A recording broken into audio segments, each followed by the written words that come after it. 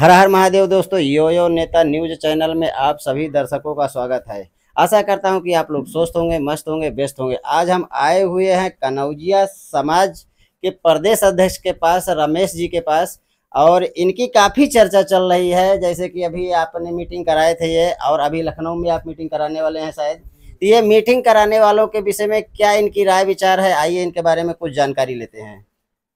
देखिए, सबसे पहले तो हम आपके चैनल को धन्यवाद देते हैं और आप लोग हमारे आवाज पर आए, इसके लिए बहुत बहुत धन्यवाद है। जी जी।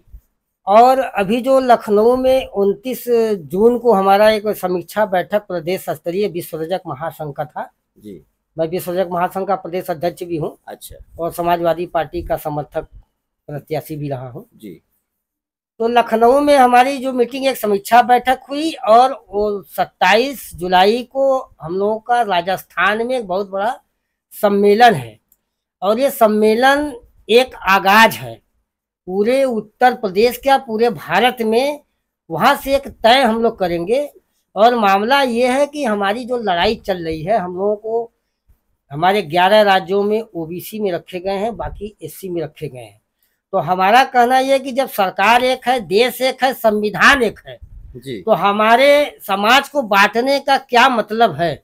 हम सारे समाज के लोगों को एससी कैटेगरी में शामिल किया जाए ताकि हमारी ताकत और मजबूती बढ़ सके। और इसी पर्पज पे आप जगह जगह पे मीटिंग लगा रहे हैं। जगह जगह पर हम लोग अपना कार्यक्रम, ये वोट बैंकिंग का जुगाड़ नहीं ना बना रहे हैं? वोट बैंकिंग का मामला नहीं है जी। ये हमारे समाज को एकजुट करने का एक संदेश है, एक आह्वान है। अच्छा, ये आप अपना समाज एकजुट करना चाहते हैं? हाँ, हमारा समाज वैसे भी एकजुट है, लेकिन हम जो एससी में पूरे लोगों को शामिल करने की जो हमारी मंशा और हमारी मांग चल रही है सरकार से, इसको लेकर के हम लोगों ने कई बार, मतलब दिल्ली के जंतर मंतर पर भी कार्यक्रम किया गया था। अच्छा अच्छा। तो हमारी बस मांग यही है कि हमारे समाज को, लोगों को कैटेगरी में, एक कैटेगरी में ला करके एससी में खड़ा किया जाए, एक समान दर्जा दिया जाए। मतलब सारे समाज, मतलब आपके समाज में है, उसे राजभर समाज है और वो समाज है, सब समाज अपना अपना अगर इस तरीके से हो जाएंगे तो हमारे भविष्य या देश पे क्या फर्क या असर पड़ेगा, इसके विषय में क्या कहना चाहिए? देखिए, देश पर, भविष्य पर जो असर पड़ना है ये तो पड़ चुका है। जैसे कि अभी देख रहे हैं, राजभर समाज, कुर्मी समाज, ये अपने अपने लोग ताकत दिखा करके अब पार्टियों में पहुंच करके सीट की मांग कर रहे हैं, चुनाव लड़ रहे हैं। फिर अपने समाज का पता नहीं भला हो पा रहा है कि नहीं हो पा रहा है, लेकिन उनका भला जरूर हो रहा है। हाँ, उनका भला जरूर। लेकिन हमारा कहने का मतलब, हम लोग देखिए, धोबी समाज एक ऐसा समाज है, ये सेवक समाज है। जी जी। ये किसी के सामने हाथ फैलाता नहीं, मांगता नहीं। आप पूरे हिंदुस्तान में मैं चैलेंज करता हूँ कि किसी भी धोबी समाज का एक बुजुर्ग को भी देखेंगे तो जमीन में चादर बिछा करके, कपड़ा प्रेस करके अपने परिवार का जीविकोपार्जन कर लेता है, लेकिन किसी के सामने हाथ नहीं फैलाता है। ये धोबी समाज। तो धोबी समाज अपने समाज को एकजुट करके, अपना खुद की एक मंच बना करके अपनी अधिकारियों की मांग करने के लिए सरकार के समक्ष खड़ा होगा, और वो दिन आ रहा है बहुत जल्द। अच्छा, अभी सरकार ने ये जो स्कूल बंद करने का नौबत आया है, इसके विषय में आप क्या कहना चाहते हैं? क्या ये उचित है? देखिए, स्कूल बंद करना ये उचित हमारे समझ में नहीं आता जी। अगर बंद करने की बात है तो कम से कम स्कूल को सुधार किया जाए, या गरीबों के बच्चों की व्यवस्था की जाए। पहले तो आप स्कूल बंद कर देंगे, 5,000 स्कूल बंद कर देंगे, उसके बाद गरीब के बच्चे जाएंगे कहाँ, पढ़ेंगे कहाँ? जिनके पास उतनी औकात नहीं, उनकी पोजीशन नहीं है, तो कहाँ से पढ़ा पाएंगे? अभी ये मोदी जी का जो सरकार चल रहा है, इस सरकार से आपको क्या रिक्वेस्ट है स्कूल के विषय में? हम तो इस देश के और बनारस के सांसद माननीय प्रधानमंत्री से भी निवेदन है, उत्तर प्रदेश के हमारे जो मुख्यमंत्री हैं बाबा जी, उनसे भी हमारी यही एक निवेदन है कि जो उनका निर्णय है, उस निर्णय पर हमारा कोई विरोध नहीं है। जी जी। लेकिन समाज हित में, जनहित में काम होना चाहिए, जनता के हित में काम होना चाहिए। स्कूल बंद करना ये कोई बहुत बड़ा मसला नहीं है, स्कूल को सुधार करना ये एक मसला है। हाँ, स्कूलों में शिक्षा की उचित व्यवस्था होना, ये व्यवस्था होनी चाहिए। जी जी। स्वास्थ्य फ्री नहीं है, शिक्षा फ्री नहीं है, शिक्षा फ्री नहीं, बाकी राशन फ्री है। क्या देना चाहते हैं और क्या दिखाना चाहते हैं? आज समाजवादी पार्टी के मुख्यमंत्री रहे माननीय अखिलेश यादव, तमाम बच्चों को साइकिल और लैपटॉप बांटा। बताइए कौन सी ऐसी सरकार है जो ऐसी व्यवस्था की थी? यहाँ तो इस वाले सरकार में तो कंपोजिट स्कूल के जगह कंपोजिट दारू आजकल खुलना शुरू हो गया है। देखिए, ऐसा अभी जो कांवड़िया वाला मामला है, जी, देख जी। रहे हैं अभी, हाँ हाँ, कांवरिया वाला। बहुत बड़ा तूल पकड़ लिया है। जी जी अभी ये रजनीश गंगवार एक शिक्षक है, जी जी अपने कविता के माध्यम से छोटे छोटे बच्चों को उन्होंने शिक्षा के आधार पर बताया कि कमरिया उठाने मत जाना, जी शिक्षा करने स्कूल आना। और सरकार ने उन पर पाबंद लगा करके FIR दर्ज कर दिया। और सरकार के अंदर रहते हुए मंत्री, उनके मंत्री जी जो एक चर्चित मंत्री हैं, हाँ, जी जी सभी लोग जानते हैं उनको, जी। उनके जो बेबाक तरीके से हाँ। वो बोलते हैं वो ज्यादा चर्चित है। चर्चित है। माननीय ओम प्रकाश राजभर जी ने खुले मंच से कहा था कि कांवड़िया ले जाना मतलब गांजा और शराब पीने की ट्रेनिंग दी जाती है। अच्छा, तो क्या कांवरिया उसका ले कोई- जाना मतलब सब गांजा और शराब पीने की ट्रेनिंग दी जाती है। ट्रेनिंग दी जाती है, लेकिन सरकार उनके ऊपर कोई FIR दर्ज नहीं कराई। और एक मास्टर के ऊपर FIR हो रहा है।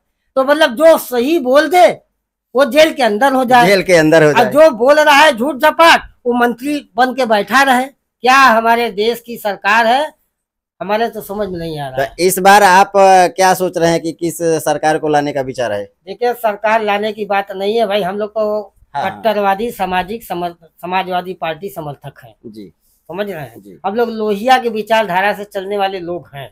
हम लोग एक समाज, जिस तरीके से माननीय मुलायम सिंह को आज धरती पुत्र क्यों कहा गया, आज मुलायम सिंह की देन है कि हमारे जैसे लोग चुनाव लड़ने की हैसियत में हैं। त्रिस्तरीय पंचायत में हम जैसे लोगों को अधिकार देने का काम माननीय मुलायम सिंह जी ने किया था, और उन्हीं के नक्शे कदम पर हम लोग काम कर रहे हैं। जैसे देखिए, उत्तर प्रदेश में कोई ऐसी पार्टी नहीं है जी जो दबे कुचले लोगों को अधिकार दे सके।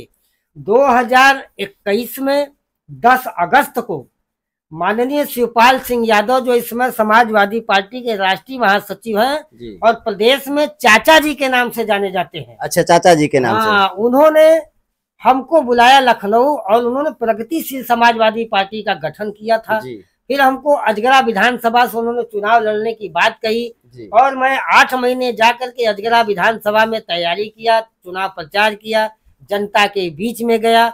हमारे साथ जिला अध्यक्ष महेंद्र सिंह यादव भी थे, प्रदेश के सचिव जो है रामधनी यादव भी थे। तमाम ऐसे लोग हमारे साथ कंधे से कंधा मिलाकर के प्रचार प्रसार में जनता के बीच में दुख दर्द समझने के लिए हम लोग गए। अब जब पार्टी का विलय हो गया तो माननीय अखिलेश यादव जी ने, जो राष्ट्रीय अध्यक्ष हैं, उन्होंने कहा था कि चाचा के पार्टी के लोगों को भी सम्मान दिया जाएगा। तो अब समय आ रहा है, उस समय के अनुसार काम होगा।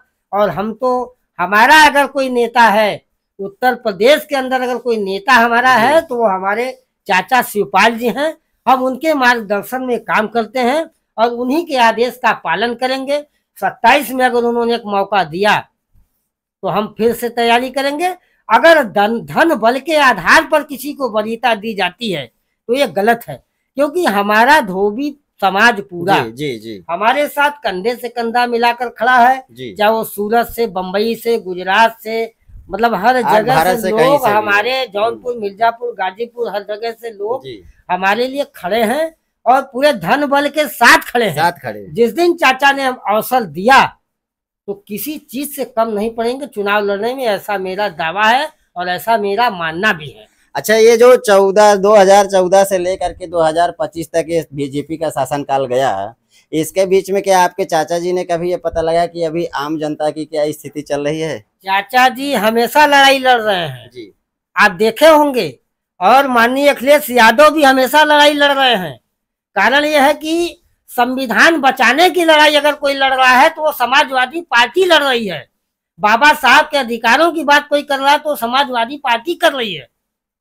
आप देख लीजिए पत्रकार महोदय, जी जी आप देख रहे हैं कि गांव गांव, गली गली में जन चौपाल लगाया जा रहा था। जी बाबा साहब के सम्मान की बात हो रही थी तो वो समाजवादी पार्टी कर रही थी।